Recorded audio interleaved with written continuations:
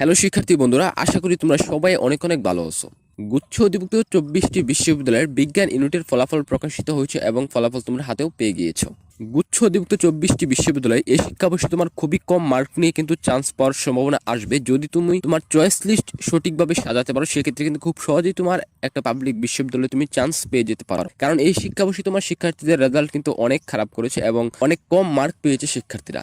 আজকের এই ভিডিওতে পুরো বিষয় নিয়ে তোমাদের সাথে আলোচনা করব, তাই স্কিপ না করে পুরো ভিডিওটা দেখতে থাকো। যদি ভিডিওটা ভালো লাগে ভিডিওতে অবশ্যই একটা লাইক করবা, বা চ্যানেলে নতুন হয়ে থাকলে অবশ্যই চ্যানেলটি সাবস্ক্রাইব করে দিবা। আর যদি অলরেডি সাবস্ক্রাইব করে থাকো, সবাইকে অসংখ্য ধন্যবাদ। গুচ্ছ অধিভুক্ত 24টি বিশ্ববিদ্যালয় তোমার এই শিক্ষাবর্ষে মোট পরীক্ষায় অংশগ্রহণ করেছিল 1,49,321 জন ভর্তি ইচ্ছুক শিক্ষার্থী এবং পরীক্ষায় পাশ করেছে তোমার 50,760 জন ভর্তি ইচ্ছুক শিক্ষার্থী। এই শিক্ষাবর্ষে প্রাপ্ত ফলাফলের উপর ভিত্তি করে দেখা গিয়েছে এবারের পরীক্ষায় সর্বনিম্ন নাম্বার হচ্ছে তোমার -18.75। 75 কিংবা তার চেয়ে বেশি পেয়েছে তোমার 2 জন, 70 কিংবা তার চেয়ে বেশি নম্বর পেয়েছে 4 জন, 65 থেকে 70 মধ্যে পেয়েছে 20 জন, 60 থেকে 65 এর মধ্যে পেয়েছে 84 জন এবং 55 থেকে 60 এর মধ্যে পেয়েছে 440 জন।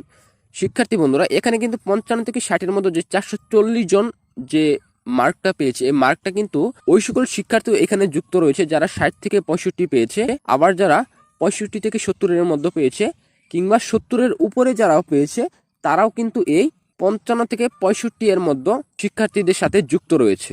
এবং 50 থেকে 55 এর মধ্যে পেয়েছে 2022 জন এবং 45 থেকে 50 এর মধ্যে পেয়েছে 6,716 জন।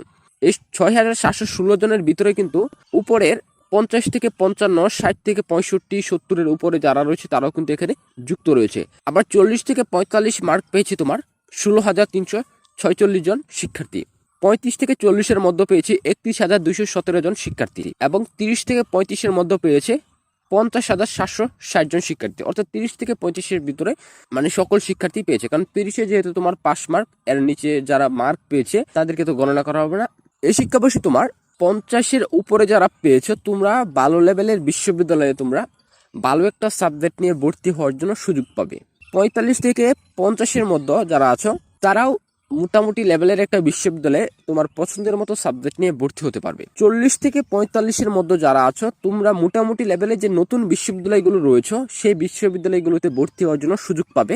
35 থেকে 40-এর মধ্যে যারা রয়েছে তাদের ক্ষেত্রে কিন্তু একটু টানাটানি হয়ে যেতে পারে। তোমরা কিন্তু যদি চয়েস লিস্ট সঠিকভাবে সাজিয়ে যদি আবেদন করতে পারো, তাহলে কিন্তু নতুন বিশ্ববিদ্যালয়গুলোতে তোমাদের চান্স পাওয়ার সম্ভাবনা বেড়ে যাবে, বা নতুন বিশ্ববিদ্যালয়গুলোতে তোমাদের চান্স হয়ে যেতে পারে এবং তোমাদের কিন্তু অনেকগুলো বিশ্ববিদ্যালয়ে আবেদন করতে হবে।